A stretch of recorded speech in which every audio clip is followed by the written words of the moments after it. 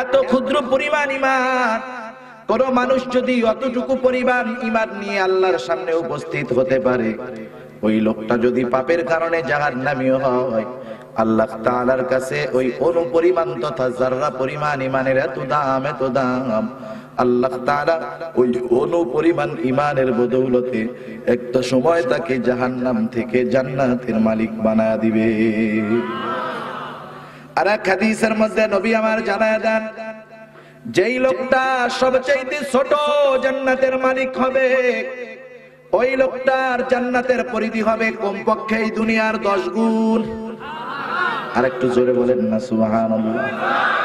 এত বড় নিয়ামত আল্লাহ তাআলা দিবেন। তাহলে সোজা কথায় যদি বুঝে থাকেন, আমার প্রশ্নের একটা উত্তর দেন। বলেন তো, যাররা পরিমাণ ঈমানের দাম বেশি, নাকি এই দুনিয়ার 10 গুণ পরিমাণ জান্নাতের দাম বেশি? কোনটার দাম বেশি? কোনটার? ঈমানের দাম বেশি।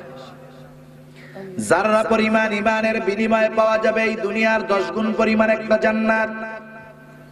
এত বড় নিয়ামত, জান্নাতের মধ্যে কি আছে? সোজা কথায় মন যা চায় তা আছে। সুবহানাল্লাহ। জান্নাতে গিয়া যেগুলা মন চাবে তাও আছে। দুনিয়ায় আমাদের যা মন চায় জান্নাতের মধ্যে সেগুলাও আছে। দুনিয়ায় অনেক কিছু মন চায় কিন্তু পাওয়া যায় না, কিন্তু জান্নাতে মন যা চাবে সব আছে না নাই? সব আছে। এত বড় জান্নাত আল্লাহ তাআলা দিবেন, জায়গা পাবেন কোথায়? নাস্তিকেরা যখন আজকে থেকে 100 বছর আগে এই ওয়াজগুলা শুনতো, ওরা কিন্তু হাসাহাসি করতো। বলে, দেখ হুজুরেরা বলে কি, সারা দুনিয়া ব্যাপী ফ্যামিলি প্ল্যানিং চলতেছে, পরিবার পরিকল্পনা চলতেছে, আছে না?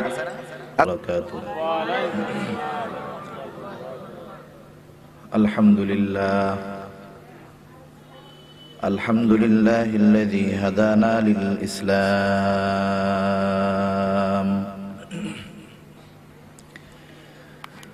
الذي نزل القرآن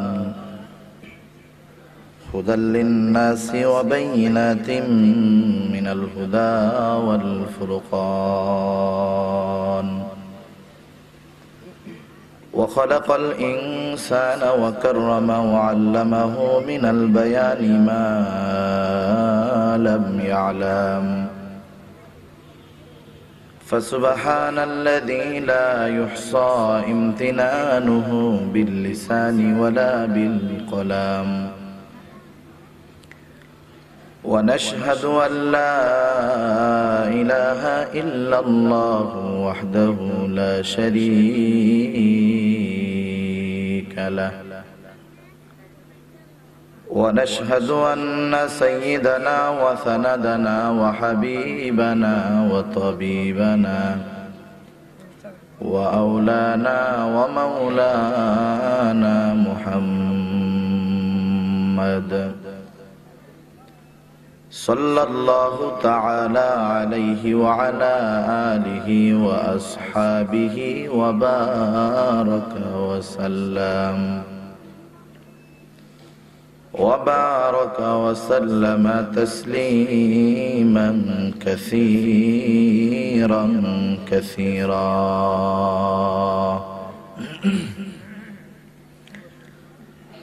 الذي أرسله الله تعالى ورسوله بالحق بشيرا ونذيرا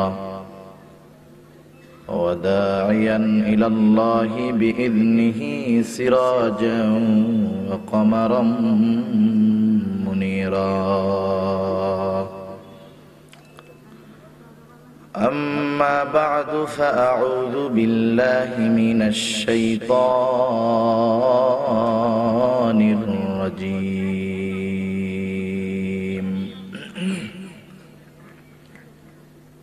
بسم الله الرحمن الرحيم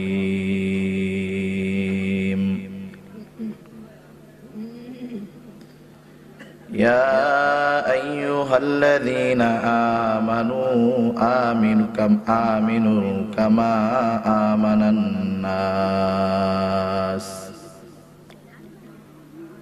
وقال رسول الله صلى الله عليه وسلم أخلص دينك يكفيك العمل القليل صدق الله العلي العظيم وصدق رسوله النبي الكريم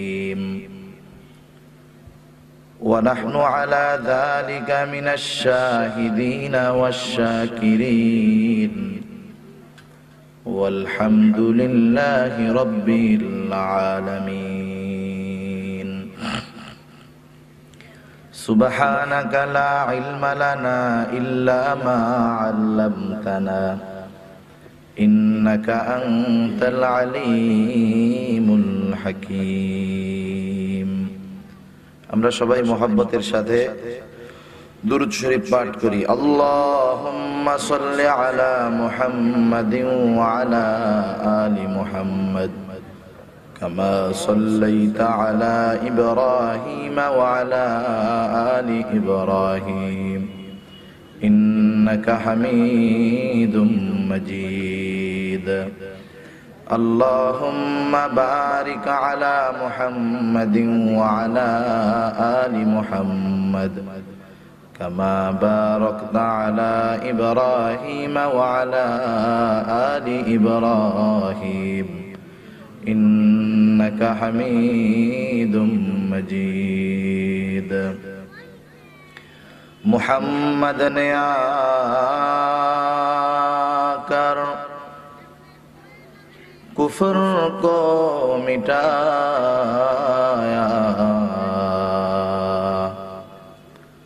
कुफ्र को मिटाकर सदाकत को बताया बलगल उला बिकमालिही कशफत दुजा बिजमालिही हसनत जमीउ खिसालिही सल्लु अलैहि व आलिहि ला इलाहा इल्लल्लाह এই মনিটরের আওয়াজ দেন ভোকাল দেন লা ইলাহা ইল্লাল্লাহ আওয়াজটা আরেকটু ছড়াই দেন লা ইলাহা ইল্লাল্লাহ বেসকুমান টোন দেন ভোকাল দেন হালকাই করে আমার কথাটা জানি টেনে নাই মাইক হ্যাঁ জবান খুলে একটু জিকির করি লা ইলাহা ইল্লাল্লাহ লা ইলাহা ইল্লাল্লাহ লা ইলাহা ইল্লাল্লাহ আওয়াজটা ছড়াই দেন মনিটর হালকা মনিটর দেন লা ইলাহা ইল্লাল্লাহ লা ইলাহা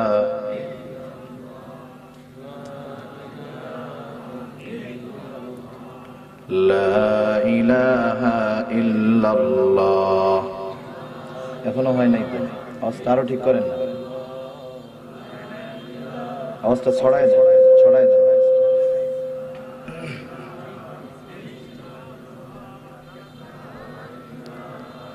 ইল্লাল্লাহ লা ইলাহা ইল্লাল্লাহ আওয়াজটা ছাড়তেছে না আওয়াজটা ছেড়ে দিবে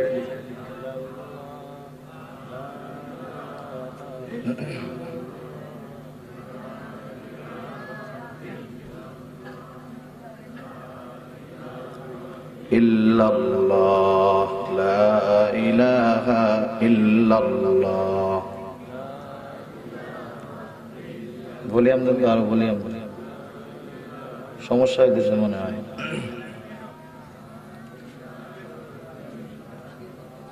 লা ইলাহা ইল্লাল্লাহ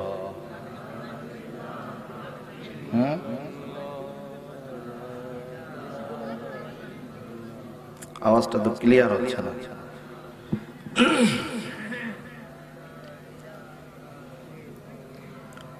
লা ইলাহা ইল্লাল্লাহ। আরো মনিটর দেন, আরো ইয়া দেন, ভোকাল আরো বাড়ান, ভোকাল বাড়ান, ভোকাল বাড়ান। লা ইলাহা ইল্লাল্লাহ। আরো দেন, হালকা ইকো দেন।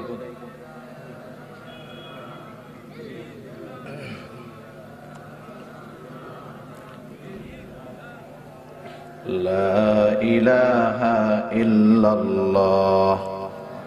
সাউন্ড অ্যাডজাস্ট হইতেছে না।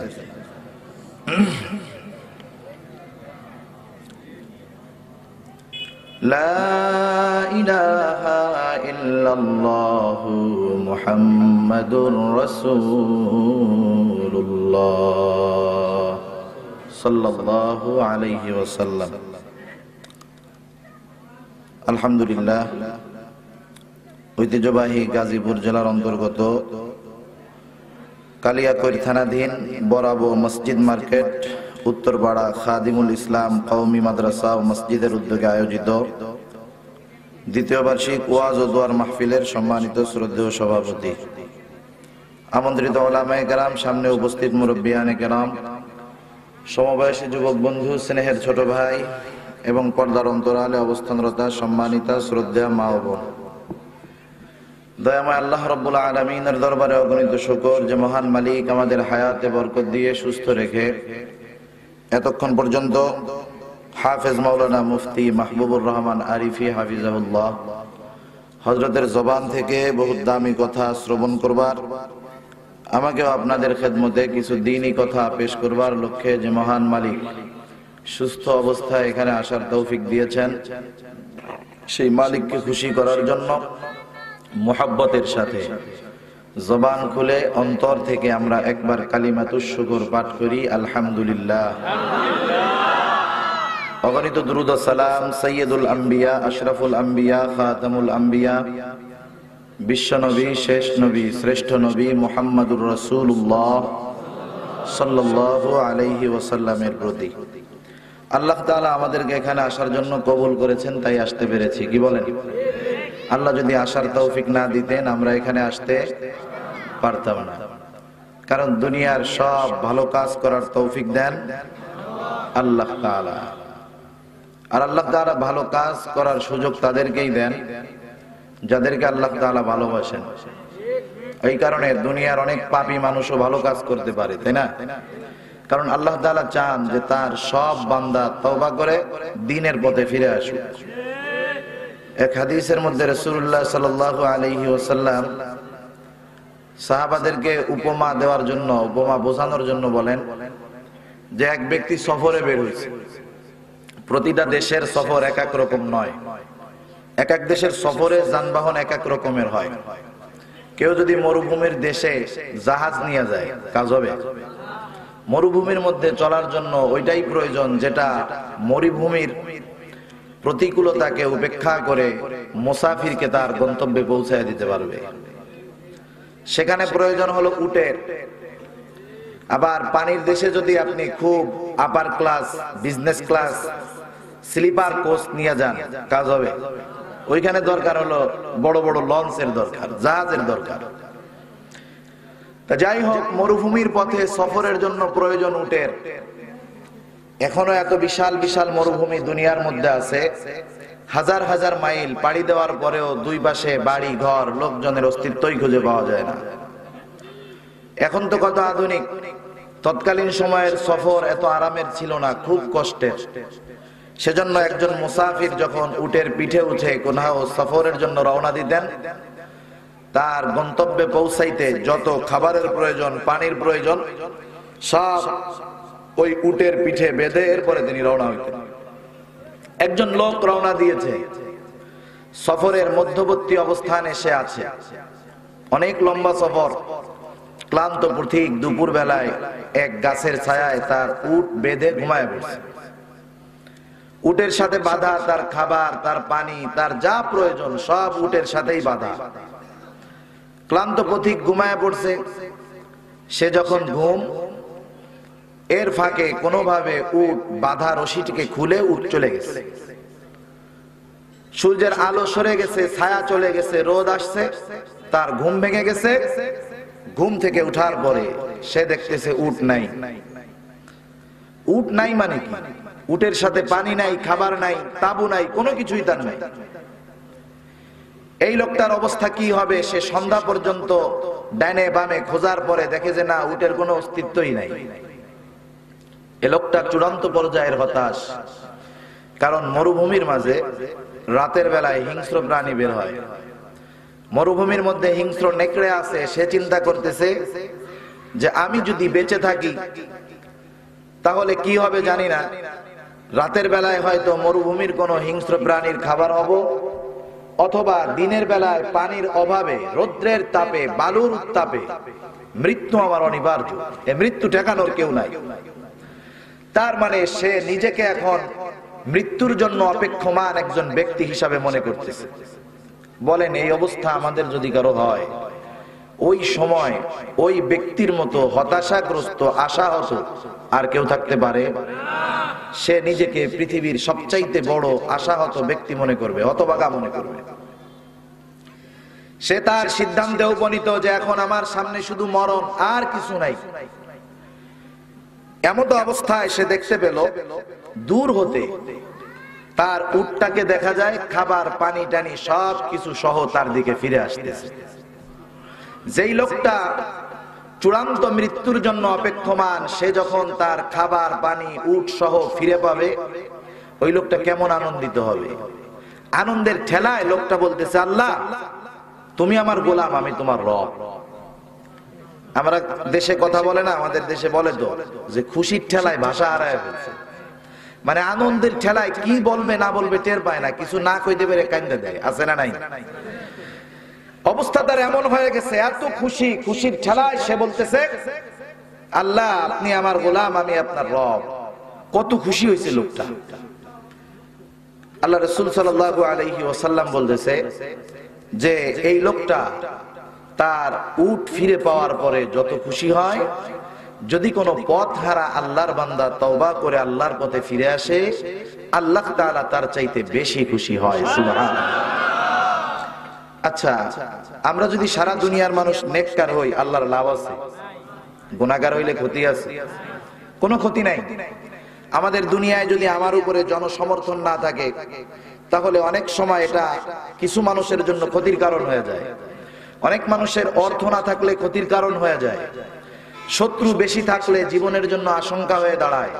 কিন্তু আল্লাহ তাআলা বলেন এমন এক রব, সারা দুনিয়ার সব মানুষ তার যদি বিপক্ষেও চলে যায়, আল্লাহ তাআলার যেই ক্ষমতা ন্যূনতম, এটা কেউ কমাতে পারে না।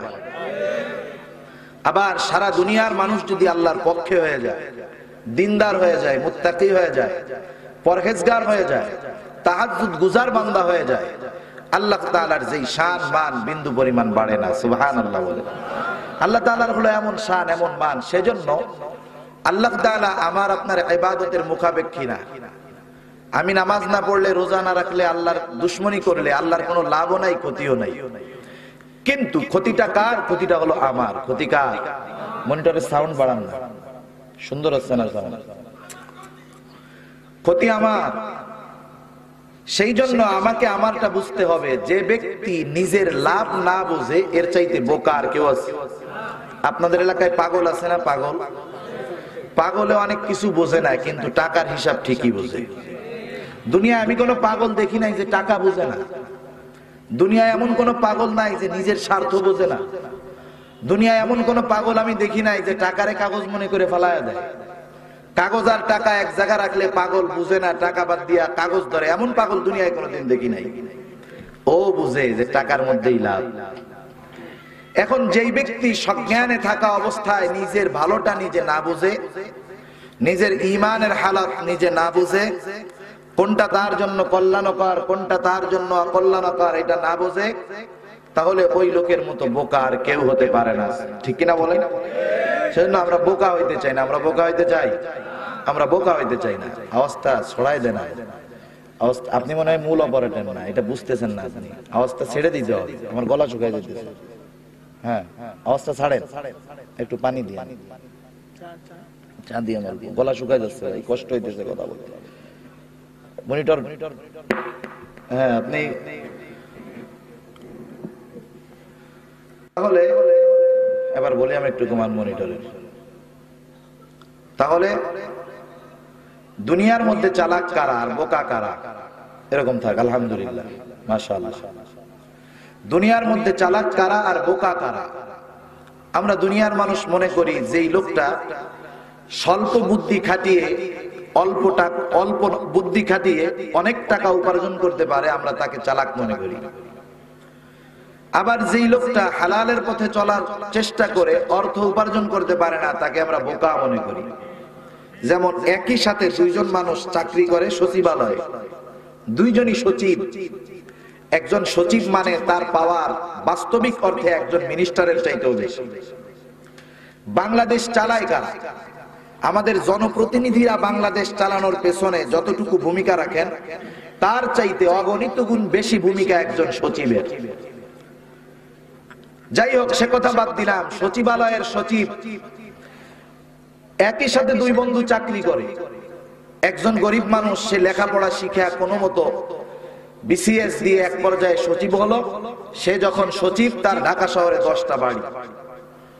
তারই বন্ধু অনেক কষ্ট করে লেখাপড়া করে সেও সচিব হয়েছে, কিন্তু তার বাড়ি টিনের ঘর থেকে এখন পর্যন্ত পাকা ঘর হয় নাই। দুই বন্ধু পাশাপাশি বাড়ি। বলেন তো দুনিয়ার মানুষ চালাক কারে বলবে? 10টা বাড়ির মালিককে বলবে দেখ ও হলো চালাক। যার কারণে একই চাকরি করে সে 10টা বাড়ির মালিক, আর তুমি হইলা বোকা। তুমি একই চাকরি করে তোমার টিনের ঘরটা আজ পর্যন্ত পাকা বানাতে পারো নাই। আমাদের দৃষ্টিতে এই লোকটা বোকা, কিন্তু রাসূলুল্লাহ সাল্লাল্লাহু আলাইহি ওয়াসাল্লাম বলেন মূলত চালাক হলো সে যে স্বল্প দিনের জিন্দেগিকে কাজে লাগিয়ে চিরস্থায়ী আখিরাতের মালিক হয়, চিরস্থায়ী জান্নাতের বাসিন্দা হয়ে যায়। সুবহানাল্লাহ। আর বোকা হলো সে যেই লোকটা স্বল্প দিনের দুনিয়া পেয়ে চিরস্থায়ী আখিরাতকে হারায়। এখন সিদ্ধান্ত তো আমাদের কাছে যে আমরা চূড়ান্ত সফলতা চাই নাকি দুনিয়ার ক্ষণস্থায়ী সফলতা চাই। এটা প্রতিটা মানুষ তার নিজেরটা ভালো বোঝে কি বোঝে না।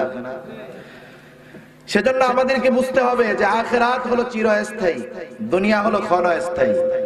আখিরাত চিরস্থায়ী, দুনিয়া ক্ষণস্থায়ী। সেজন্য দুনিয়ার সফলতা, বিফলতা, লাভ, লস সব কিছু ক্ষণস্থায়ী। আখিরাত যেমন চিরস্থায়ী, আখিরাতের লাভ, লস, ক্ষতি, সম্মান, বেইজ্জতি এগুলাও হলো চিরস্থায়ী। কোন মানুষ চায় না যে এমন কোনো কিছু হোক যাতে করে তার চিরস্থায়ী ব্যবস্থাপনাটা নষ্ট হয়ে গিয়ে সে চিরস্থায়ী ক্ষতির সম্মুখীন হোক। কোন চালাক মানুষ এটা চাইতে পারে? পারে না। বলি আমি দেন আর আমি বুঝলাম না, অ্যাডজাস্টই হইতেছে না ভাই। আপনার আওয়াজটাই সুন্দর হচ্ছে না।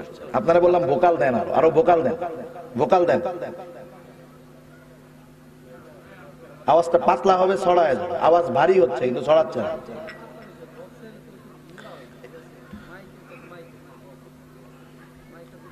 ঠিক আছে, আপনি না পারলে ভিন্ন কথা, কিন্তু এটা হয়।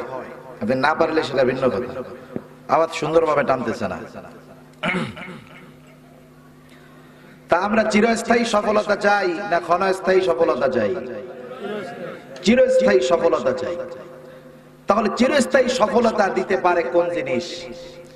দুইটা জিনিসের মাধ্যমে মানুষ চিরস্থায়ী সফলতা লাভ করতে পারে। কয়টা জিনিস? দুইটা জিনিসের মাধ্যমে। একটা হলো ঈমান, আর একটা হলো নেক আমল। এই দুইটা জিনিস যার মধ্যে সমানভাবে পাওয়া যাবে, ওই লোকটাই চিরস্থায়ী সফলতার স্থান জান্নাতুল ফেরদাউসে চলে যাবে। সুবহানাল্লাহ। আল্লাহ রাব্বুল আলামিন বলেন ইন্নাল্লাযীনা আমানু ওয়া আমিলুস সালিহাতি কানাত লাহুম জান্নাতুল ফিরদাউসি নুজুলা। আল্লাহ রাব্বুল আলামিন বলেন নিশ্চয়ই যারা ঈমান আনে ও নেক আমল করে, আমলে সালেহ করে, ওই লোকগুলা হলো জান্নাতুল ফেরদাউসের মেহমান। আর যেই লোকটা জান্নাতে যাবে মূলত সেই সফল। আল্লাহ তাআলা কোরআনুল কারীমের মধ্যে জানায় দেন ফামান যুহজিহা আনিন নারি ওয়া উদখিলাল জান্নাতা ফাকাদ ফাজ। জাহান্নাম থেকে বেঁচে জান্নাতে যে প্রবেশ করবে সে হয়ে যাবে সফল। আজকে হয়তো দুনিয়ার মোহে পড়ে আমরা চিন্তা করতেছি যে দুনিয়ার ক্ষমতা, দুনিয়ার সম্পদ, টাকা পয়সা, এইগুলা মনে হয় আমার অনেক সফলতার জন্য কাজে লাগবে। না না, লোকটা যখন চোখ দুটা বন্ধ হয়ে যাবে, পরকালের পথিক হয়ে যাবে, ওই সময় সে বুঝতে পারবে আমার টাকা পয়সা, ক্ষমতা, আমার প্রভাব প্রতিপত্তি কোনো কিছুর দাম নাই। চোখ বন্ধ হওয়ার সাথে সাথে যেই জিনিস দুটির দাম হবে, একটি হলো ঈমান আর একটা হলো নেক আমল। এই দুইটা জিনিস যদি না থাকে বড় বিপদ, বড় বিপদ, বড় ধরা। কিন্তু আফসোসের সাথে বলতে হয় আমাদের অধিকাংশ মানুষ আজকে এই দুইটি বিষয় থেকে গাফেল। এই দুইটা জিনিসকে আমরা মূল্যহীন মনে করি। মানুষ অনেক সময় সম্পদকে মূল্যহীন মনে করার কয়েকটা কারণ থাকে। একটা কারণ হলো, কোন মানুষ যদি পিতৃসূত্রে সম্পদের মালিক হয়, ওই লোকটার কাছে ওই সম্পদের মূল্যটা কম হয়ে যায়। কারণ মনে করে বাপের সম্পদ আমি ওয়ারিশ সূত্রে পাইছি। কিন্তু যেই লোকটা নিজের শ্রম, মেধা, পরিশ্রম সবকিছু ব্যয় করে সম্পদ উপার্জন করে, সেই লোকটা কিন্তু ব্যয় করার সময়ও চিন্তা করে যে এই সম্পদ উপার্জন করতে গিয়ে আমার কত কষ্ট করতে হয়েছে, এই সম্পদ উপার্জন করতে গিয়ে আমাকে কত মেধা ব্যয় করা লাগছে। এই জন্য প্রতিটা পয়সা ব্যয় করার সময় সে চিন্তা করে। আর যেই লোকটা অটোমেটিক ওয়ারিশ সূত্রে সম্পদের মালিক হয়, সে সম্পদ উপার্জনের পরিশ্রম টের পায় নাই। এই জন্য যে কোনো জায়গায় অর্থ ব্যয় করতে সে কোনো চিন্তা করে না। আমাদের অবস্থা কেমন জানি ওই রকম। আমরা তো পিতৃসূত্রে, ওয়ারিশ সূত্রে ইমানদার হয়ে গেছি, বাবার সূত্রে ঈমান পেয়েছি, এমনটা মনে করে আমরা ঈমানটাকে দামি মনে করি না। আমরা মনে করি বাবা মুমিন, দাদা মুমিন, তাই আমিও মুমিন। আমি গরু খাই, বাপেও খাই, তো দাদাও খাই, এই জন্য আমি মুমিন। সেই জন্য ঈমানের দাম আমি বুঝতে পারি না। কিন্তু এখনো দুনিয়ার মধ্যে অনেক মানুষ আছে যারা অন্য ধর্মে থেকে বাতিলের সাথে লড়াই করে জীবন বাজি রেখে যখন ঈমান গ্রহণ করেছে, দুনিয়ায় অনেক মানুষ এখনো আছে। খোঁজ নিয়ে দেখবেন, জিজ্ঞাসা করবেন যে ঈমান নামক দৌলতটা পাওয়ার জন্য কত ঝড়, কত ঝাপটা তার উপর দিয়ে গিয়েছে। মাঝে মধ্যে পত্রিকায় বা অনলাইনে আমরা দেখি যে এক ভাই ঈমান এনেছে, হিন্দু ছিলেন বা অন্য ধর্মের লোক ছিলেন, তার উপরে কত জুলুম, কত অত্যাচার, কত নিপীড়ন তার উপরে হয়। এই লোকটা ঈমানের দাম বুঝে। আর আমরা এমনি পাওয়ার কারণে ঈমানের দাম বুঝি না। যেই জিনিসের দাম মানুষ বুঝে না, সেই জিনিসটা মানুষ স্বল্প বিষয়ের কাছে স্বল্প কিছু পাওয়ার আশায় বিক্রয় করে দেয়। যেমন গল্প বলতেন মুরব্বীরা, একজন জেলে গেছে নদীর মধ্যে মাছ ধরার জন্য। এই লোকটা প্রতিদিন জেলে নদী থেকে মাছ মারে। সকাল বেলায় কিছু সময় মাছ মারার পর সে যতটুকু মাছ পায় বাজারে এনে বিক্রয় করে, বাজার করে বাড়িতে নিয়ে যায়, রান্না হয়, এরপরে খায়। সোজা কথা হলো দিন আনে দিন খায়, হ্যান্ড টু মাউথ, দিন আনে দিন খায়। এখনো আমাদের সমাজে অনেক মানুষ এমন আছে, সকাল বেলায় যদি তার আয় না হয়, ওই দিন হয়তো দুপুর বেলা, রাতের বেলায় তার ঘরের চুলাটা জ্বলে না। এরকম মানুষ অনেক আছে, অনেক। লোকটা দিন আনে দিন খায়, প্রতিদিনের ন্যায় আশা নিয়ে চলে গেছে নদীর পাড়ে, মাছ মারার জন্য চলে গেছে। নদীর মধ্যে জাল মারতেছে, কিন্তু মাছ ওঠে না। আমাদের এলাকায় এক প্রকার জাল আছে, একজনে নদীর মধ্যে নিক্ষেপ করে, কি বলে আপনাদের এদিকে? জাকি জাল। এই এক জালের নাম অনেকগুলো আছে, যাই হোক জাকি জাল। উনি নদীর মধ্যে জাল মারতেছেন। স্বাভাবিকভাবে জাল মারার পরে যখন জেলে জালটা টান দেয়, সে জাল টান দেওয়ার সময় বুঝতে পারে জালের মধ্যে মাছ আছে কি নাই। যদিও থাকে, কতটুকু পরিমাণ হতে পারে এটার একটা আইডিয়া তার মধ্যে হয়ে যায়। কারণ যে যেই কাজের সাথে জড়িত, যে যেই পেশার সাথে জড়িত, সে ওই কাজের ব্যাপারে অভিজ্ঞ থাকে। আমি আপনি একটা স্বর্ণ আর একটা ইমিটেশন, দুইটা যদি একইও হয়, এই দুইটাকে যদি খুব সুন্দর কালার করে অভিজ্ঞ স্বর্ণকারের সামনে নিয়ে যাওয়া হয়, টেস্ট করা লাগবে না, ও চোখ দিয়ে দেখে বলে দিবে কোনটা স্বর্ণ আর কোনটা ইমিটেশন। এই অভিজ্ঞতা তার আছে। ও নদীর মধ্যে জাল মারে কিন্তু মাছ উঠে না। দেখতে দেখতে সময় গড়িয়ে যায়। প্রতিদিন যেই সময় মাছ নিয়ে বাজারের দিকে যায় সেই সময় পার হয়ে গেল, এখন পর্যন্ত কোনো মাছ পায় নাই। বলেন তো, যেই লোকটা দিন আনে দিন খায়, এতটুকু সময় অতিবাহিত হওয়ার পরে তার হতাশা বাড়বে না কমবে? লোকটার পেরেশানি বাড়তেছে, হতাশা বাড়তেছে। আর নদীর মধ্যে বারবার জালটা নিক্ষেপ করতেছে। একটা সময় এমন হয়ে গেল, যেই সময় সে বাজার করে বাড়িতে ফিরে সেই সময় পর্যন্ত এখনো মাছ পায় নাই। এইবার তার চোখের মধ্যে ভেসে উঠলো তার স্ত্রীর কথা, তার চোখের মধ্যে ভেসে উঠলো তার মা বাবার কথা, যে আজকে যদি মাছটা না পাই, বাজার করে যদি বাড়িতে না ফিরতে পারি, তাহলে আজকে হয়তো আমার পরিবার পরিজন না খেয়ে থাকবে। এবার তার হতাশা দুশ্চিন্তা বাড়তেছে। দুপুর হয়ে গেল, ইতিমধ্যে সর্বশেষবার নিয়ত করছে যে এইবার নদীর মধ্যে জাল মারবো, মাছ পাইলেও ভালো, না পাইলেও ভালো, বাড়িতে ফিরে যাব। এই নিয়ত করে সে এইবার নদীর মধ্যে জাল মেরে দিচ্ছে। এতক্ষণ পর্যন্ত জাল কোনো জোর লাগে নাই, এইবার যখন জালটা টান দিছে জোর জোর লাগে। বলেন তো, এই দুপুর পর্যন্ত তার যেই হতাশা ছিল, জাল টান দেওয়ার পরে যখন টাইট লাগছে, হতাশা আছে নাকি গেছে? সে চিন্তা করতেছে, হায় রে, এতক্ষণ অপেক্ষার পরে এই টাইট ওজনটাও ভালো মনে হয়। ও চিন্তা করতেছে, ভালোই হইছে, যদিও দুপুর পর্যন্ত কষ্ট করলাম, কিন্তু মাছের যেই ওজন মনে হয়, এই একটা মাছ দিয়ে মনে হয় 1 সপ্তাহ উপার্জন হয়ে যাবে। আশা বেড়েছে আরো। যতটুকু হতাশা ছিল, জাল জোর লাগার কারণে হতাশা তো গেছে, আশা আরো বাড়ছে।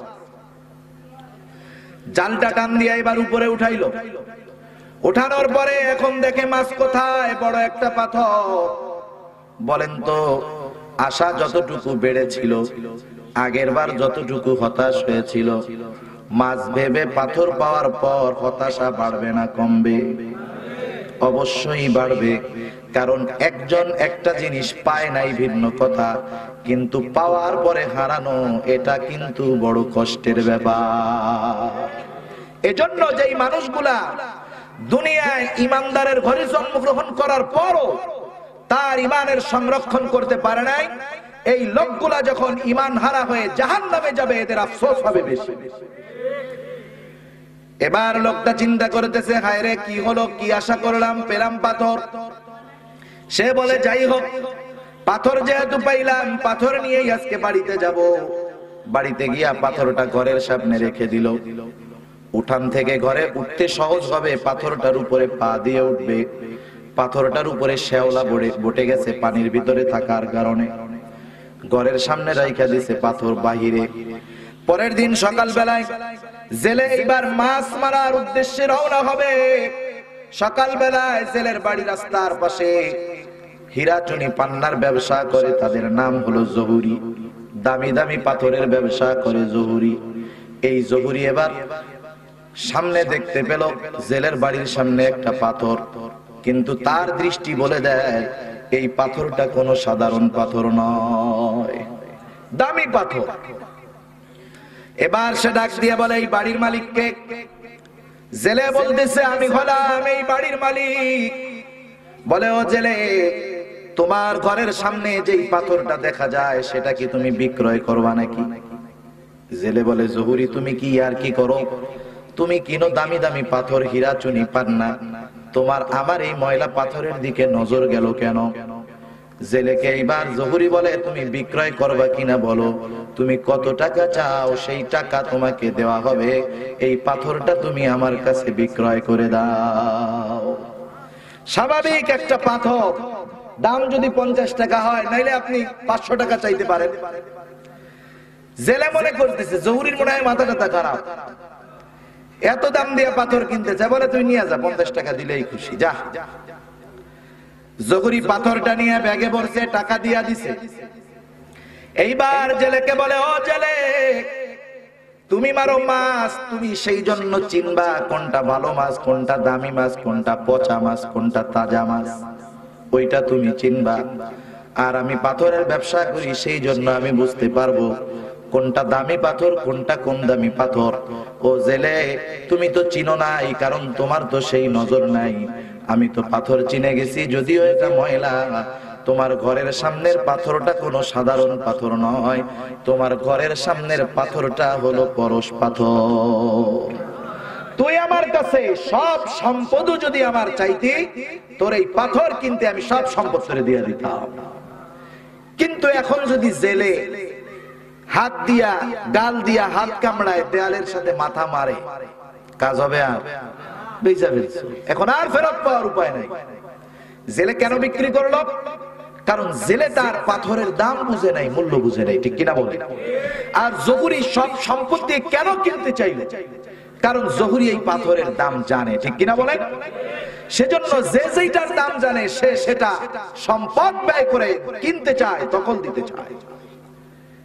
খ্রিস্টান মিশনারিরা বাংলাদেশ সহ গোটা মুসলিম দেশগুলার মধ্যে, যেইগুলার মধ্যে মুসলমানেরা গরিব, আফ্রিকার মধ্যে, এশিয়ার মধ্যে, ইসলামের ব্যাপারে, তাদের ধর্মীয় ব্যাপারে সবচাইতে বেশি ইনভেস্টমেন্ট তাদের। এনজিওদের মাধ্যমে, খ্রিস্টান মিশনারির মাধ্যমে অঢেল সম্পদ প্রতিটা দেশের মধ্যে আসে। এটাকে কখনো সেবার কাজে ব্যয় করা হয়, চিকিৎসার কাজে ব্যয় করা হয়, মানব কল্যাণে ব্যয় করা হয়। যত কল্যাণ, যত চিকিৎসা সেবা, যত সেবায় বিক্রয় করা হোক না কেন, এই সম্পদগুলা মূলত পাঠানো হয় মুসলমানদের ঈমান কেনার জন্য। এরা বোঝে না। এই কারণে যেই এলাকাগুলোর মধ্যে মানুষ গরিব, সম্পদের অভাব, ওই এলাকাগুলোর মধ্যে তারা টাকা ইনভেস্ট করে তাদের ঈমানকে ক্রয় করে নেয়। তাদেরকে সরাসরি খ্রিস্টান বা অন্যান্য ধর্মাবলম্বী এটা বলে না, বরং তাদের কেউ নাম দেয় আহমদি মুসলমান, তাদের নাম হয় ঈসাই মুসলিম। আছে না নাই বলেন? বাংলাদেশে অভাব নাই। ওরা কেন এত টাকা ইনভেস্ট করে? বিল গেটসের মতো বড় বড় ধনী, তাদের সম্পদের প্রায় 60% নগদেই উইল করে দেওয়া আছে, যে গোটা বিশ্ব থেকে মাইক্রোসফটের মাধ্যমে যেই লাভ বিল গেটসের হয়, তার 60% সে এই সব কাজের মধ্যে ব্যয় করে। কারণ তারা আমাদের ঈমানের দাম বোঝে, আমরা বুঝি না, ঠিক কিনা বলে? কারণ আমরা বুঝি না কেন? আমাদের গ্রামে বলে বাড়ির গোশ ডাইলের সমান। বাড়ির গোশ কিসের সমান? ডাইলের সমান। আমাদের অন্যর বাড়িরটা ভালো লাগে, নিজেরটা ভালো লাগে না। সেজন্য অনেক সময় অনেক মুসলমান হয়ে আফসোস করে, বলে দেখ আমরা মুসলমানের চাইতে ওই হিন্দু ভালো, খ্রিস্টান ভালো। বলে কি বলে না বলেন? ওর ঈমান হারায় ফেলছে, ও নিজের ঈমানের মূল্য বুঝে না। এই জন্য বলে ঈমান আনার পরে, মুমিন হওয়ার পরে কোন মুমিন সে নিজেকে ছোট মনে করবে না। অন্যান্য বিষয়ের অহংকারের কথা বলতেছি না, ঈমানের কারণে সে দুনিয়ার মধ্যে তাকে সৌভাগ্যশীল একজন ব্যক্তি মনে করবে। সাময়িক কষ্ট তার হতে পারে, কিন্তু ঈমানের কারণে সে কি পাবে? জোরে বলেন, জান্নাত পাবে, জান্নাত। একটু জিকির করি, লা ইলাহা। কষ্ট হয়ে যাচ্ছে ভাই কথা বলতে, আওয়াজ ছাড়েই না। লা ইলাহা ইল্লাল্লাহ। ভলিউম দেন তো ভাই, ভলিউম দেন। লা ইলাহা ইল্লাল্লাহ মুহাম্মাদুর রাসূলুল্লাহ। বাড়াবেন না, বাড়াবেন। তো যাই হোক, আমরা জান্নাত পাবো কিসের বিনিময়ে? জোরে বলেন, কিসের বিনিময়ে? ঈমানের বিনিময়ে। ঈমানের বিনিময়ে কেমন জান্নাত পাবো? রাসূলুল্লাহ সাল্লাল্লাহু আলাইহি ওয়াসাল্লাম হাদিসের মধ্যে জানায় দিয়েছেন ঈমানের কেমন দাম। আমি আপনি যখন বাজারের মধ্যে কোনো কিছু ক্রয় করতে যাই, আমার আপনার ওই ক্রয়কৃত জিনিসের ওজনের উপরে নির্ভর করে তার মূল্য, ঠিক কিনা বলেন? মাছ যদি কিনেন, যদি 200 টাকা কেজি হয়, 5 কেজি যদি কিনেন, তাহলে দাম হবে 1000 টাকা। অনুরূপ ভাবে ওজন করে তার মূল্য নির্ধারণ করা হয়। একটা সময় তো সব কিছু ওজন করা যেত না, এখন তো আলো পরিমাপ করা যায়, বাতাসের ওজনও নির্ণয় করা যায়।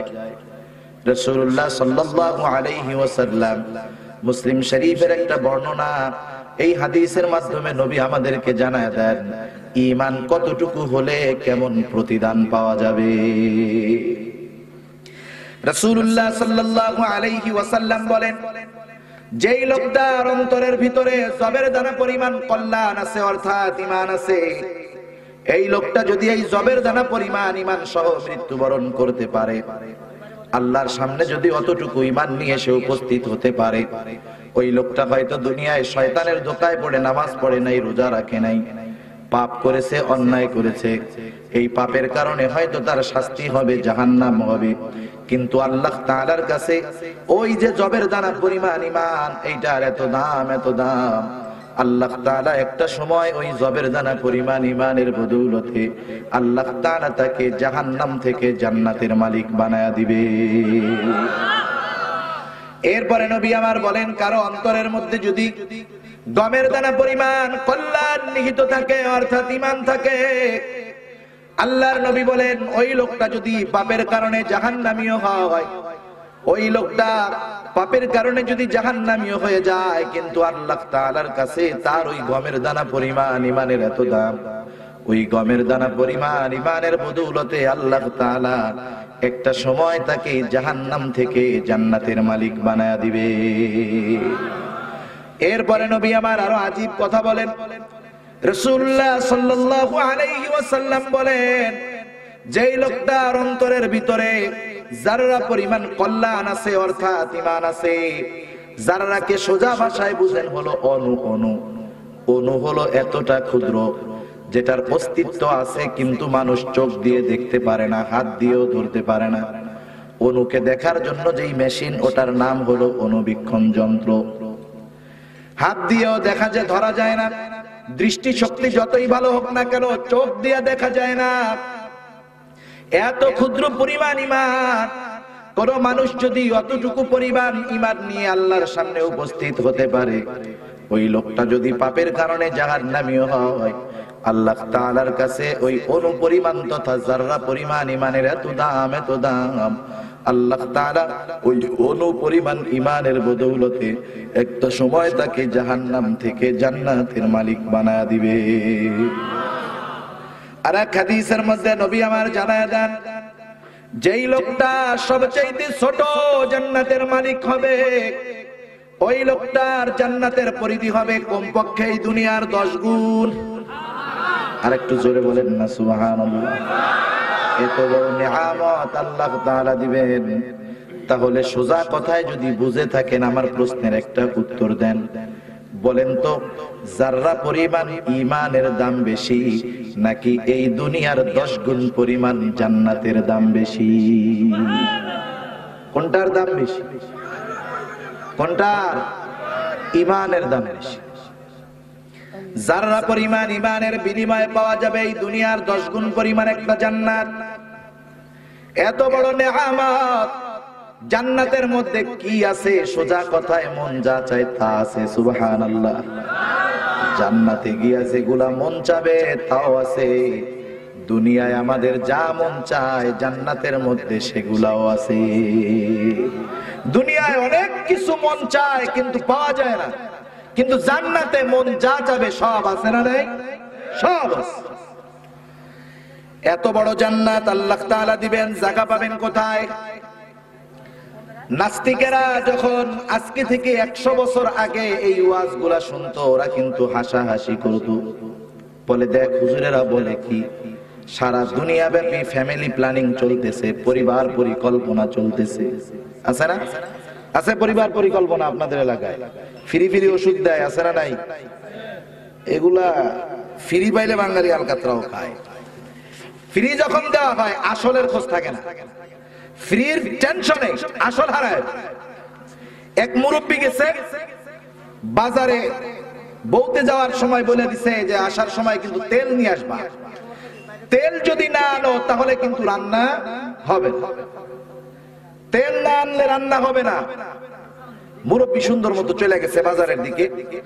আগের আমলের অবস্থা তো এমন ছিল না যে ঘাটে ঘাটে মোড়ে মোড়ে দোকান। আগে কি এমন ছিল নাকি বলেন? এরকম ছিল না। মানুষ গঞ্জে যাইতো, সপ্তাহে একদিন হাট, এরকম হইতো ওই একদিন যদি বাজার না করে বাকি কয়দিন তার বাড়িতে রান্না হবে না, এরকম অবস্থা হয়ে যেত। মুরব্বী তো গঞ্জে যাইতেছে, হাটে যাচ্ছে, যাওয়ার সময় এখনকার মতো প্লাস্টিকের বোতল তো সব জায়গায় পাওয়া যায় না, কাঁচের বোতল ছিল আগে, মোটা মোটা সবুজ কাঁচের বোতল, মুরব্বীরা দেখছে। এই কাঁচের বোতল নিয়ে মানুষ তেল আনতো, সচরাচর বোতল পাওয়া যাইতো না। মুরব্বী বাজারে গেছে, হঠাৎ করে তেল দেখা মনে পড়ছে যে হায় রে, বউতে তো তেল নিতে বলছে কিন্তু বোতল তো আনি নাই, এখন কি হবে? মুরব্বী বাজারে গিয়া কিনছে একটা মাটির ঢাকনা, মাটির ঢাকুন ছিলেন তো, মাটির ঢাকনা কিনছে। তেলের দোকানদারের কাছে গিয়া বলতেছে, এই বেটা তোর দাদি তেল নিতে কইছে, এক পোয়া তেল দে। কিসে দিব চাচা? পলিথিনে তো নাই এত। তাই আমার ঢাকুনের উপরে দে। সুন্দর মতো ঢাকনার উপরে দিছে। আগে তেল ওজন দিয়ে মাপতো না, পাত্র দিয়ে মাপা হইতো। পুরা বইরা দেওয়ার পরে একটু ফাও আবার দিত। এখন প্রথমবার যখন দিছে ঢাকুন তো ভরে গেছে, ফাও টুকু উঠাইছে। হা চাচা আজকে আর পাইলা না। চাচা বলে ছাড়মু, এই পাশে দে। ঢাকুনের ওই পাশে যখন দিছে, আসল আছে না গেছে? ফাউ খাইতে গিয়া আসল সব শেষ।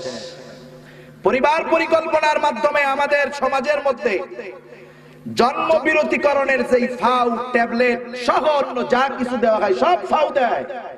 এই ফাউ খাইতে গিয়া মুসলমান তার সংখ্যা কমানো শুরু করে দিয়েছে। এগুলা দেয় কারা? এগুলা আমেরিকা দেয়। কারা দেয়? আমেরিকা দেয়।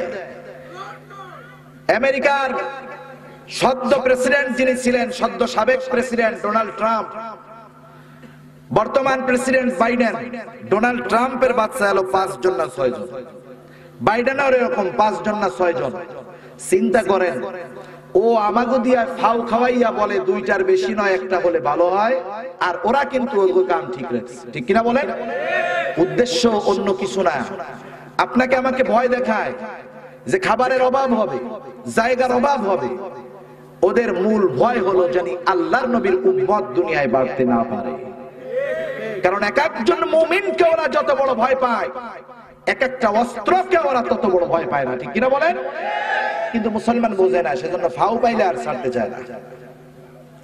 নাস্তিকেরা শুনতো এই ওয়াজ, শুনে টুনে বলতো, দেখ হুজুরেরা বলে কি, সারা দুনিয়া ব্যাপী পরিবার পরিকল্পনা চলতেছে যে 2টার বেশি নয়, একটা হলে ভালো হয়। কেন? বলে মানুষের খাবারের জায়গা, খাবার সংকট পড়বে, মানুষের থাকার জায়গা সংকট হয়ে যাবে।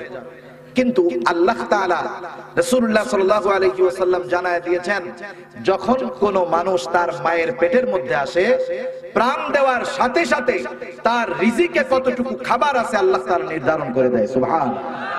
এটা আমাদের ঈমান। এটা কি বলে? ঈমান।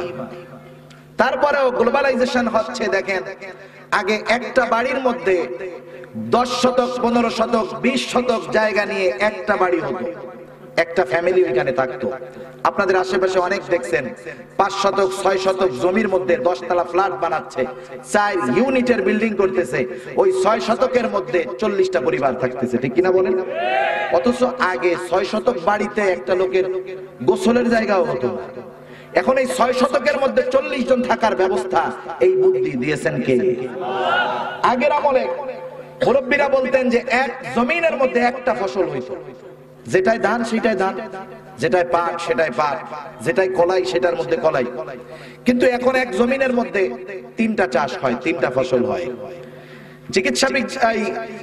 কৃষি বিজ্ঞানীরা বলতেছে যে সামনে আরো বিপ্লব হবে কৃষির। কি বিপ্লব? বলে 1 বছরে একটা জমিনের মধ্যে 4টা ফসল উৎপাদন করা যাবে। সুবহানাল্লাহ। এই বুদ্ধি দিছে কে? তাহলে স্বল্প জমিতে থাকার ব্যবস্থা, অল্প জমিতে বেশি উৎপাদনের ব্যবস্থা যে আল্লাহ দিতে পারেন, সেই আল্লাহ দুনিয়ায় যত জনসংখ্যা হোক তাদের খাবার এবং থাকার ব্যবস্থা করতে পারেন। ঠিক কিনা বলেন? ওরা আগে স্লোগান দিয়ে দিয়ে কইতো, দেখ হুজুররা ওয়াজ করে কি, এত থাকার জায়গা খাওয়ার জায়গা পাবে কোথায়? কিন্তু আল্লাহ তাআলা দেখায় দিয়েছেন বিজ্ঞানের উৎকর্ষতা, আর আমাদের সামনে আল্লাহ তাআলার ওয়াদাগুলো স্পষ্ট পরিষ্কার হতে শুরু করলো। আল্লাহ তাআলা প্রথম আসমানের নিচে এত জায়গা রাখছেন, সপ্ত আকাশের কথা বাদ দিলাম, শুধুমাত্র প্রথম আসমানের নিচে কোরআন হাদিসের আলোকে যেটা জানা যায়, প্রথম আসমান হলো সবচাইতে ছোট।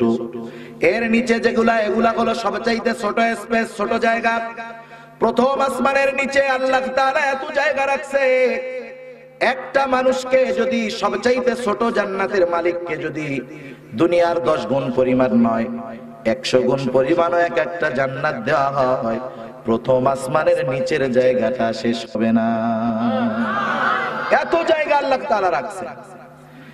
আমরা যে সূর্যের থেকে আলো পাই, এই সূর্যটা পৃথিবীর চাইতে 9 কোটি 30 লক্ষ গুণ 9 কোটি 30 লক্ষ মাইল দূরে অবস্থিত। এই সূর্যটা যদিও দূরত্বের কারণে ছোট দেখা যায়, এই সূর্যটা পৃথিবীর চাইতে 13 লক্ষ গুণ বড়। তার মানে 13 লক্ষ পৃথিবী একত্রিত করলে যত বড় হয়, একটা সূর্য তত বড়। অথচ এই সূর্যটা যখন সকাল বেলায় উদিত হয় আর সন্ধ্যা বেলায় অস্ত যায়, সূর্যের প্রখরতা যখন কমে যায়, কেমন জানি মনে হয় হাঁসের ডিম সিদ্ধ করার পরে কুসুমটা যেমন সূর্যের সাইজটা তেমন মনে হয়। এটা দূরত্বের কারণে ছোট দেখা যায়, স্বাভাবিক ব্যাপার। এই সূর্যের একটা কেন্দ্র আছে, পৃথিবীর একটা কেন্দ্র আছে। সূর্যের কেন্দ্রস্থল থেকে পৃথিবীর কেন্দ্র পর্যন্ত সূর্যের আলো পৌঁছানোর জন্য সময়ের প্রয়োজন হয় 500 সেকেন্ড। কত সেকেন্ড? 8 মিনিট 33 কিংবা 34 সেকেন্ড। 8 মিনিট 33 সেকেন্ডে 9 কোটি 30 লক্ষ মাইল পথ পাড়ি দিয়ে প্রতি সেকেন্ডে 1,86,000 মাইল গতিতে সূর্যের আলো 500 সেকেন্ডে দুনিয়ার মধ্যে পৌঁছায়া যায়। আবার রাতের আধারে পরিষ্কার আকাশে, আকাশের মধ্যে মিটমিট করে তারা জ্বলে, দেখছেন কি দেখেন নাই? তারকা কত, এর সংখ্যা একমাত্র আল্লাহ তাআলা ভালো জানেন। মহাকাশ নিয়ে যারা গবেষণা করে নাসা, এদেরকে যদি জিজ্ঞাসা করা হয় বলো তো আকাশে তারকার সংখ্যা কত, ওরা বলবে আকাশে তারকার সংখ্যা কত এটা নির্ণয় করার ক্ষমতা আমাদের হয় নাই, কোনোদিন হবেও না। এত তারকা আল্লাহ তাআলা রাখছেন। পৃথিবীর সবচাইতে আমরা দুনিয়া থেকে, পৃথিবী থেকে যা দেখি, একটা তারকা আর একটা তারকার ঘাড়ের উপরে আছে, দেখা যায় না এরকম? একটা তারকা, যেই তারকাটা সবচাইতে কাছাকাছি অবস্থান করতেছে, তার মানে যেই দুইটা তারকার দূরত্ব আসমানের মধ্যে সবচাইতে কম, ওই দুইটা তারকার দূরত্ব কমপক্ষে 1 আলোক বর্ষ মাইল। আলোক বর্ষ মাইল। এখন এটা আবার কেটে বুঝাইতে হবে। 1 নম্বরে সূত্র হলো আলোর গতি প্রতি সেকেন্ডে 1,86,000 মাইল। আলোর গতি 1 সেকেন্ডে 1,86,000 মাইল। 1 সেকেন্ডে 1,86,000 মাইল পথ অতিক্রম করে আলো। এই গতিতে একসাথে 1 বছর ব্যাপী প্রতি সেকেন্ডে 1,86,000 মাইল পথ অতিক্রম করা যত দূর পর্যন্ত সম্ভব, 1 বছরে প্রতি সেকেন্ডে 1,86,000 মাইল গতিতে পথ চলার পরে যতটুকু পথ অতিক্রম করা যাবে ওইটার নাম হলো আলোকবর্ষ। কত দূরত্ব হবে এটা ক্যালকুলেটরে হিসাব করা কঠিন। সবচাইতে কাছের তারকাটা এত দূরত্ব, আর যেটা পৃথিবীর এক প্রান্ত থেকে অপর প্রান্তে দেখা যায় কত দূর আল্লাহই ভালো জানে। এই তারকাগুলা ক্ষুদ্র ক্ষুদ্র দেখা যায়, কিন্তু এই তারকাগুলা ক্ষুদ্র দেখা যাওয়ার কারণ হলো ওর দূরত্ব। অতিরিক্ত দূরত্বের কারণে এই তারকাগুলা ছোট দেখা যায়। এক একটা তারকার বিশালতা কত বড়! সূর্যটা পৃথিবীর চাইতে 13 লক্ষ গুণ বড়, কিন্তু এক একটা তারকা কত বড়! বিজ্ঞান বলতেছে যেই সূর্য পৃথিবীর চাইতে 13 লক্ষ গুণ বড়, ওই রকম কোটি কোটি সূর্যকে যদি একত্রিত করা হয়, মহাকাশের একটা ক্ষুদ্র তারকার সমপরিমাণও হবে না। এত বিশাল তারকা। সূর্যের আলো 8 মিনিট 33 সেকেন্ডে দুনিয়ার মধ্যে চলে আসে, কিন্তু এই তারকার আলো আছে। সূর্যের আলো যেমন প্রতি সেকেন্ডে 1,86,000 মাইল পথ অতিক্রম করে, তারকার আলো অনুরূপ প্রতি সেকেন্ডে 1,86,000 মাইল পথ অতিক্রম করে।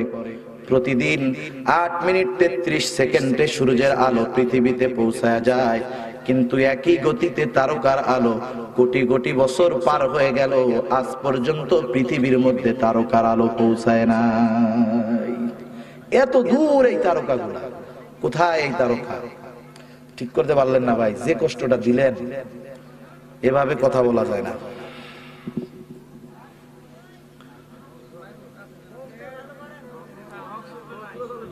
আপনার এই বক্স চালু আছে?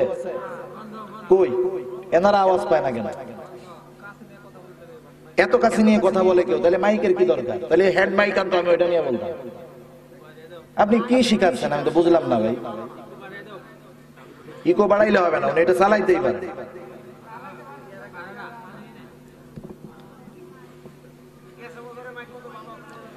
যাই হোক, ঠিক আছে, আল্লাহ ঠিক করে দিক, জোরে বলেন আমিন। বেশি সময় আর কথা বলার সুযোগ নেই। তা যাই হোক, এই সূর্য, এই তারকাগুলা কোন জায়গায় অবস্থিত? এত স্পেস আল্লাহ তাআলা রেখে দিয়েছেন, সুতরাং ঈমানের বিনিময়ে জান্নাত পাওয়া যাবে, এটা অস্বীকার করার কোনো সুযোগ নেই। আফসোস হলো আমরা ঈমানের দাম বুঝি না। ঈমানের দাম আমাদের অতীতের মানুষেরা বুঝতে পেরেছে, সেই জন্য সারা দুনিয়া তাদের সামনে পেশ করা হয়েছে। দুনিয়া একদিকে, ঈমান একদিকে, দুনিয়াকে লাথি মেরে ওই মানুষগুলা ঈমানকে গ্রহণ করেছে। রাসূলুল্লাহ সাল্লাল্লাহু আলাইহি ওয়াসাল্লামের সাহাবী হযরত উমর রাদিয়াল্লাহু তাআলা আনহু, হযরত উমর রাদিয়াল্লাহু তাআলা আনহুর সময়, তৎকালীন সময়ের অন্যতম পরাশক্তি রোম, রোমের সাথে সর্বপ্রথম সম্মুখ যুদ্ধ হলো হযরত উমর রাদিয়াল্লাহু তাআলা আনহুর সময়। এর আগে মুসলমানদের সাথে তাবুক যুদ্ধে রোমদের জিহাদের একটা কথা হয়েছিল, কিন্তু আল্লাহ তাআলা এইখানে আমার আপনার নবীর বিশেষ মুজিজা প্রকাশ করায়ছেন। আল্লাহর নবী দূরে থাকা অবস্থায় ওই রোম সম্রাটের অন্তরের মধ্যে আল্লাহর নবীর ভীতি আল্লাহ তাআলা সৃষ্টি করে দিয়েছেন। যুদ্ধ ছাড়া তাবুকের যুদ্ধে মুসলমানদের জয় হয়েছে, কিন্তু ওমর রাদিয়াল্লাহু তাআলা আনহুর সময় সরাসরি যুদ্ধ লাগবে। প্রতিপক্ষের ব্যাপারে যদি ধারণা না থাকে, লড়াই করা কঠিন। রোমের সম্রাট গোয়েন্দা প্রধানকে ডেকে বলে, ও গোয়েন্দা, তোমার উপরে আমার আদেশ হলো, আমি মুসলমান সেনাবাহিনীর ব্যাপারে বিস্তারিত তথ্য চাই, কারণ চতুর্দিক দিয়ে মুসলমানদের জয়ের খবর আসতেছে আমার কাছে, আমার একটু মুসলমান সৈন্যদের ব্যাপারে জানার দরকার। গোয়েন্দা রিপোর্ট নিয়ে হাজির বাদশাহর কাছে। বাদশাহর কাছে রিপোর্ট আনছে। বাদশাহ জিজ্ঞাসা করতেছে, মুসলমানদের সৈন্য সংখ্যা কি আমাদের চাইতে বেশি নাকি? বলে, না বাদশাহ, সৈন্য সংখ্যা বেশি না। অস্ত্র শস্ত্র কি আমাদের চাইতে আধুনিক নাকি? বলে, না আমাদের চাইতে আধুনিক নয়। তারা কি বিশেষ ট্রেনিং প্রাপ্ত নাকি? বলে, না তাও নয়। তাহলে মুসলমানরা সারা দুনিয়ার মধ্যে এত জয় লাভ করতেছে, কারণটা কি? মুসলমানদের কি আলাদা কোনো সুযোগ সুবিধা দেওয়া হয় যার কারণে তারা জীবন বাজি রেখে লড়াই করে? বলে না, বরং মুসলমানেরা তো নিজের খেয়ে নিজের পরে জিহাদের ময়দানে আসে। কেউ বা কৃষি কাজ করে, কেউ বা ব্যবসা করে, কেউ বা অন্যর জমিতে কাজ করে। ওদের নেতা যখন ওদেরকে যুদ্ধের জন্য আহ্বান করে, দুনিয়ার সব কাজ ফেলে রেখে ওরা যুদ্ধের ময়দানের দিকে হাজির হয়ে যায়। অশিক্ষিত, প্রশিক্ষণ প্রাপ্ত নয় এমন সৈন্যরা সুশিক্ষিত প্রশিক্ষণ প্রাপ্ত সৈন্যদেরকে কিভাবে হারিয়ে দেয়? ওরা জীবন বাজি রেখে লড়াই করে। কোন কারণে ওদের জয়? গোয়েন্দা বলে, বাদশাহ, এর মূল কারণ আমি জানি না, তবে দুইটা বিষয় আমার সামনে আসে। এক নাম্বার বিষয় হলো, আমাদের সৈন্যবাহিনী যুদ্ধের ময়দানে যখন লড়াই করতে যায়, শত্রুপক্ষের সাথে যখন দেখে পেরে উঠবে না, তখন মনোবল ভেঙে যায়, তারা পিছপা হয়ে যায়। আর মুসলমানেরা যখন যুদ্ধের ময়দানে আসে, জয় পরাজয়ের হিসাব তাদের আগে নয়। জয় হলে তো ভালো, কিন্তু যখন তারা যুদ্ধের ময়দানে আসে, তাদের মূল উদ্দেশ্য থাকে শাহাদাত, জীবন উৎসর্গ করা হলো তাদের মূল উদ্দেশ্য। বাদশাহ এবার একটু অবাক হয়ে গেল, বলোটা কি? কোন মানুষ কি তার জীবনকে সহজে দিতে চায় নাকি? এবার গোয়েন্দা বলে, বাদশাহ, ওরা ওদের জীবন উৎসর্গ করার জন্য এই কারণেই চেয়ে থাকে যে তারা বিশ্বাস হলো যুদ্ধের ময়দানে শত্রুর অস্ত্রের আঘাতে তাদের জীবন চলে যাবে, শাহাদাত নসিব হয়ে যাবে, তাদের ঠিকানা হয়ে যাবে জান্নাত। তাদের ঠিকানা হবে জান্নাত। এই জান্নাতের আশায় তারা জীবন দিতেও পিছপা হয় না। এত কিছুর ব্যাপারে যেই জিনিসটা তাদের উদ্বুদ্ধ করে, সেটার নাম কি? সেটার নাম হলো ঈমান। বাদশাহ এবার সেনা প্রধানকে বলে, ও সেনা প্রধান, তোমার উপরে দায়িত্ব হলো যুদ্ধের ফলাফল যা হয় হোক, তুমি কিছু জীবিত মুসলমান সৈন্য আমার কাছে ধরে আনবা, আমি একটু তাদের ঈমানটা পরীক্ষা করতে চাই। মুসলমানের ঈমান পরীক্ষা করতে চাইতে পারে বেঈমান, কোন মুসলমানের বাচ্চা কোন ঈমানদারের ঈমান পরীক্ষা করতে চাইতে পারে না। এইটা যেই মুসলমানের বাচ্চা বলবে যে আমি ময়দানে নামো তোমাদের ঈমান দেখতে চাই, নিঃসন্দেহে ওটা বেঈমান। ও যদি ঈমান নবায়ন না করে, তাওবা করে ফিরে না আসে, নিঃসন্দেহে ওটা বেঈমান। বাদশাহর আদেশ আবার নষ্ট করলেন, আওয়াজ যেটা ছিল এটাই থাকে।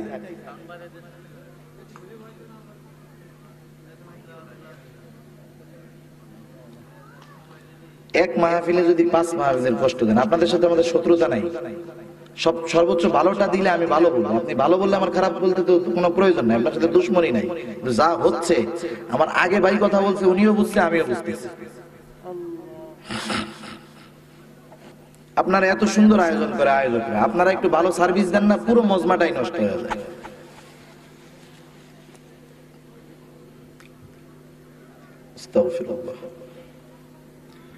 বাদশাহ ইমানদারের ঈমান দেখতে চায়, আপনি এটার আওয়াজই ছাড়তে পারতেছেন, ওর ভিতরে গুম গুম করতেছে, আওয়াজ ছেড়ে দেন, রিভার্ব দেন, রিভার্ব দেন তো।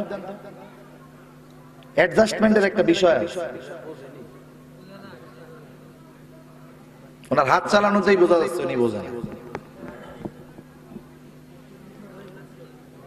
তো যাই হোক, বাদশাহর আদেশ সেনা প্রধানের কাছে, যুদ্ধের ফলাফল যা হয় হোক, জীবিত কিছু মুসলমান সৈন্য আমার কাছে পাঠাবো, আমি দেখবো ওদের ঈমান কেমন, পরীক্ষা করতে চাই।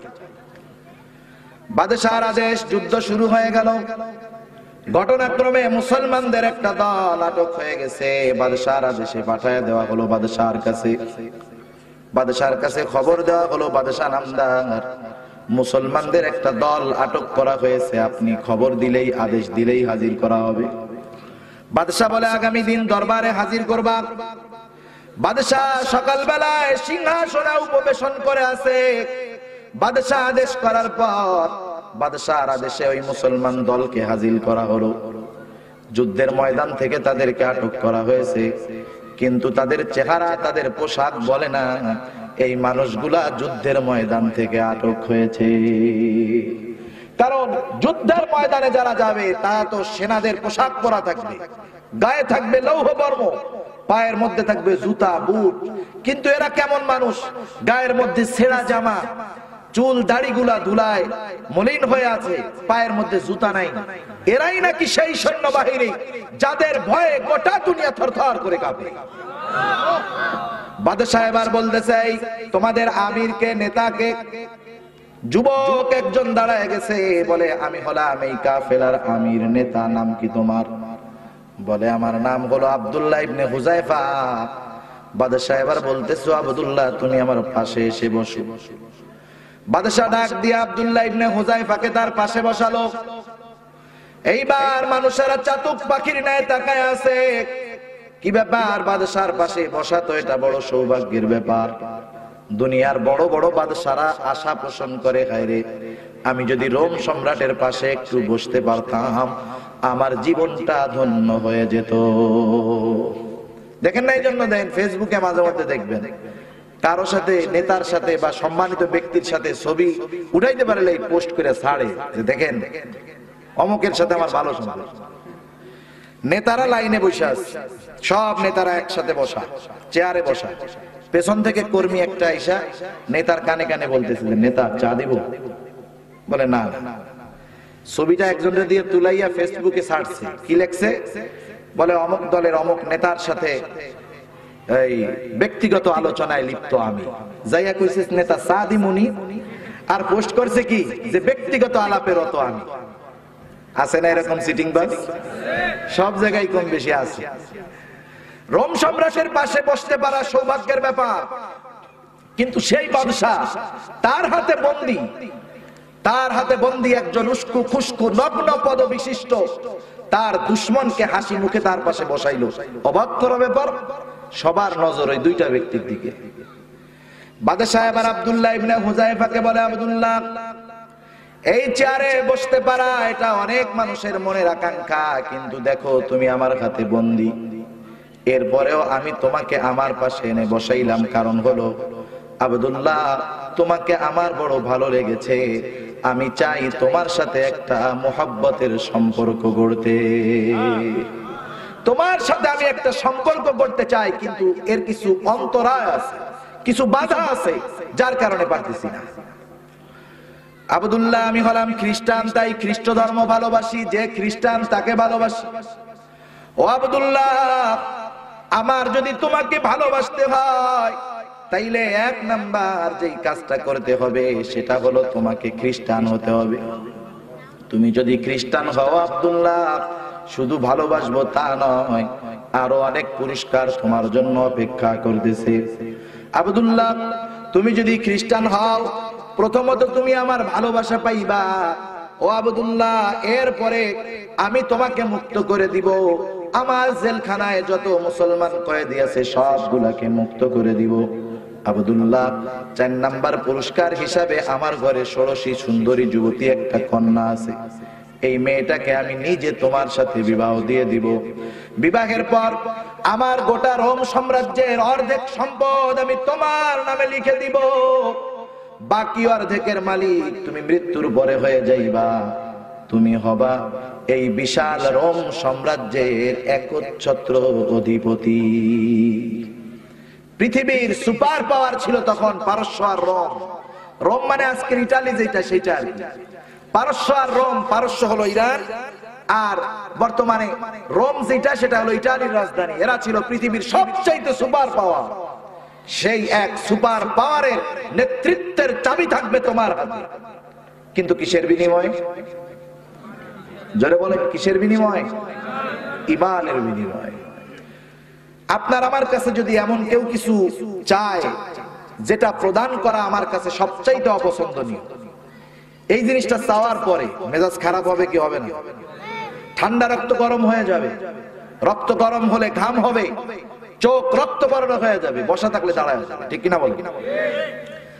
আব্দুল্লাহ ইবনে হুযায়ফার কাছে বাদশা তো এমন জিনিস চেয়েছে যেটা তার জীবনের চাইতে প্রিয়।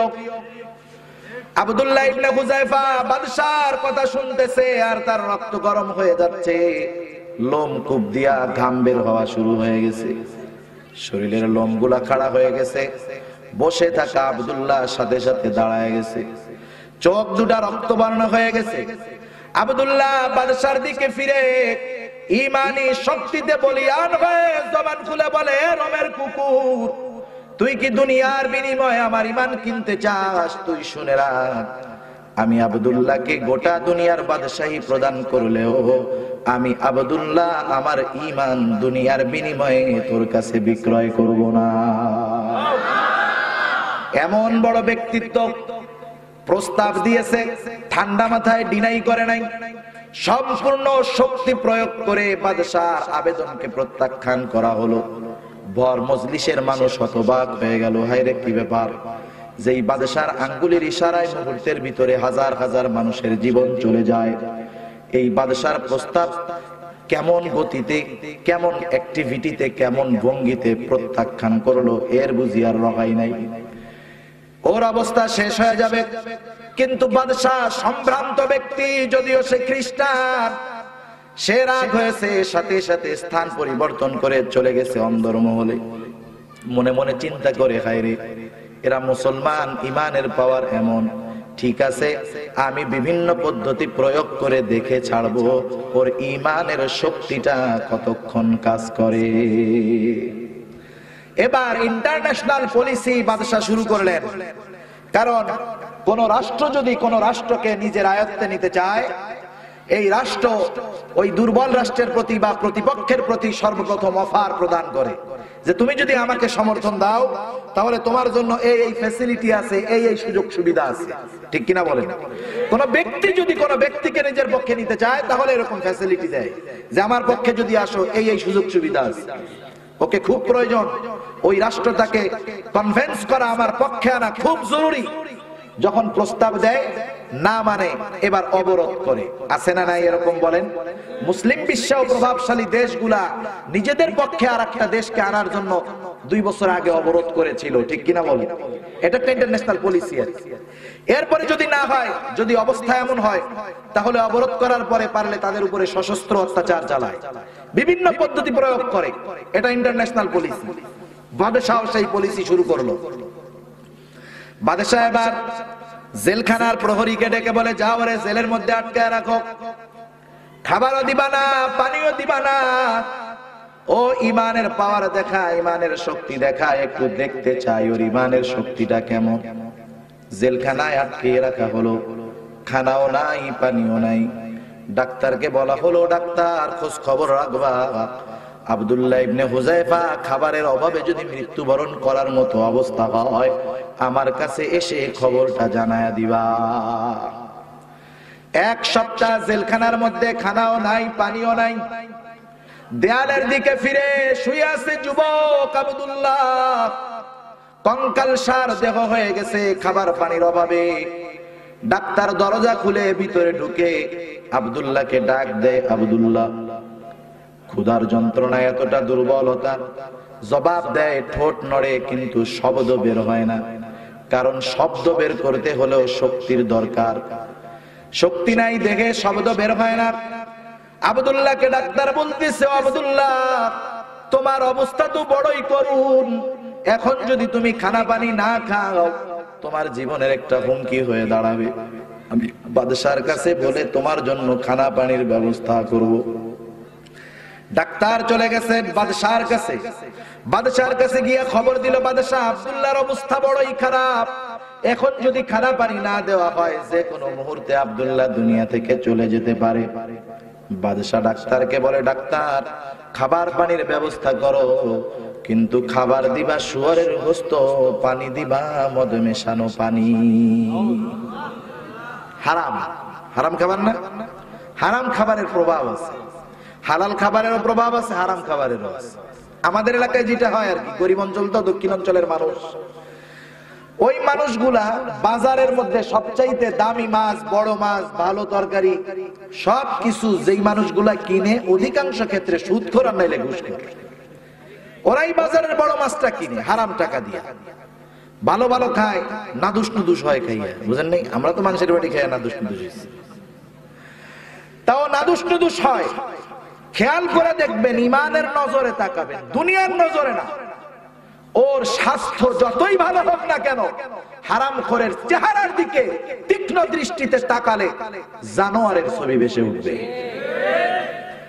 আর ইমানদার ব্যক্তি খাবার যত নরমাল হোক, লবণ দিয়া খাক আর মরিচ পেঁয়াজ দিয়া খাক, মাদ্রাসার তালিবুল ইলম ডাইল খাক বা ডাইলের পানি খাক, কিন্তু যখন ইমানের নূর দিয়া, ইমানের নজর দিয়া এই মানুষগুলোর দিকে তাকানো হয়, চেহারাটা যদি কড়াইয়ের কালির মতো কালাও হয়, ওই চেহারার মধ্যে ইমানের নূর চমকাইতে থাকে। সেজন্য হারাম খাবার ইমানের নূর দূর করে দেয়, আমল থেকে দূরে সরায় দেয়। এই জন্য দুনিয়ার হারাম খোরেরা দেখবেন নেক কাজের সাথে নাই, ঠিক কিনা বলেন? দুনিয়ায় যত অপরাধ হয় খোঁজ নিয়ে দেখবেন পেটের মধ্যে হারাম বেশি আছে, এই জন্য অবস্থা খারাপ। তা যাই হোক, আব্দুল্লাহ ইবনে হুযায়ফাকে হারাম খাওয়াইয়া ঈমান দুর্বল বানাতে যায়। আব্দুল্লাহর কাছে যখন খবর গেল আব্দুল্লাহ খাবার আসছে কিন্তু শুয়ারের গোশত আর মদ মেশানো পানি, একটু আগে যে আব্দুল্লাহ ক্ষুধার যন্ত্রণায় কথা বলতে পারে না, সেই আব্দুল্লাহ ঈমানি শক্তিতে বলিয়ান হয়ে বলতেছে, এগুলা সরায় ফেল। আমি আব্দুল্লাহর